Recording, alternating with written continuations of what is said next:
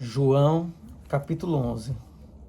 Estava então enfermo um certo Lázaro, de Betânia, aldeia de Maria e de sua irmã Marta. E Maria era aquela que tinha ungido o Senhor com unguento e lhe tinha enxugado os pés com os seus cabelos, cujo irmão Lázaro estava enfermo. Mandaram-lhe, pois, suas irmãs dizer: Senhor, eis que está enfermo aquele que tu amas. E Jesus, ouvindo, disse: Esta enfermidade não é para a morte, mas para a glória de Deus, para que o Filho de Deus seja glorificado por ela. Ora, Jesus amava a Marta e a sua irmã e a Lázaro. Ouvindo, pois, que estava enfermo, ficou ainda 2 dias no lugar onde estava. Depois disso, disse aos seus discípulos: Vamos outra vez para a Judéia. Disseram-lhe os discípulos: Rabi, ainda agora os judeus procuravam apedrejar-te e tornas para lá? Jesus respondeu: Não há 12 horas no dia? Se alguém andar de dia, não tropeça, porque vê a luz deste mundo. Mas se andar de noite, tropeça, porque nele não há luz. Assim falou e depois disse-lhes: Lázaro, nosso amigo, dorme, mas vou despertá-lo do sono. Disseram, pois, os seus discípulos: Senhor, se dorme, estará salvo. Mas Jesus dizia isso da sua morte. Eles, porém, cuidavam que falava do repouso do sono. Então, Jesus disse-lhes claramente: Lázaro está morto, e fogo, por amor de vós, de que eu lá não estivesse, para que acrediteis. Mas vamos ter com ele. Disse, pois, Tomé, chamado Dídimo, aos condiscípulos: Vamos nós também, para morrermos com ele. Chegando, pois, Jesus achou que já havia 4 dias que estava na sepultura. Ora, Betânia distava de Jerusalém quase 15 estádios, e muitos dos judeus tinham ido consolar a Marta e a Maria acerca de seu irmão. Ouvindo, pois, Marta que Jesus vinha, saiu-lhe ao encontro. Maria, porém, ficou assentada em casa. Disse, pois, Marta a Jesus: Senhor, se tu estivesses aqui, meu irmão não teria morrido. Mas também agora sei que tudo quanto pedires a Deus, Deus te concederá. Disse-lhe Jesus: Teu irmão há de ressuscitar. Disse-lhe Marta: Eu sei que há de ressuscitar na ressurreição do último dia. Disse-lhe Jesus: Eu sou a ressurreição e a vida. Quem crê em mim, ainda que esteja morto, viverá. E todo aquele que vive e crê em mim nunca morrerá. Crês tu isso? Disse-lhe ela: Sim, Senhor. Creio que tu és o Cristo, o Filho de Deus, que havia de vir ao mundo. E dito isso, partiu e chamou em segredo a Maria, sua irmã, dizendo: O mestre está aqui e chama-te.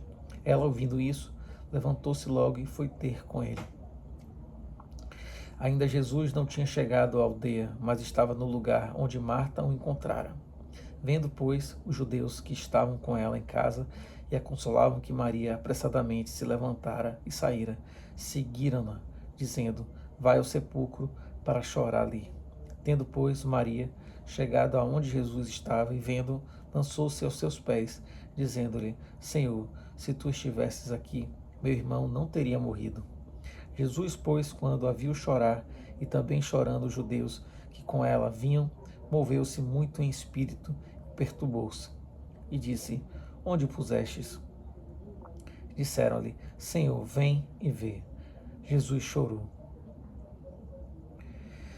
Disseram, pois, os judeus: Vede como o amava. E alguns deles disseram: Não podia ele, que abriu os olhos ao cego, fazer também com que este não morresse? Jesus, pois, movendo-se outra vez, muito em si mesmo, foi ao sepulcro. E era uma caverna e tinha uma pedra posta sobre ela. Disse Jesus: Tirai a pedra. Marta, irmã do defunto, disse-lhe: Senhor, já cheira mal, porque é já de 4 dias. Disse-lhe Jesus: Não te hei dito que, se creres, verás a glória de Deus? Tiraram, pois, a pedra.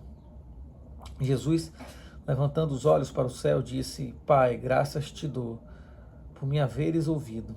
Eu bem sei que sempre me ouves, mas eu disse isso por causa da multidão que está ao redor, para que creio que tu me enviaste?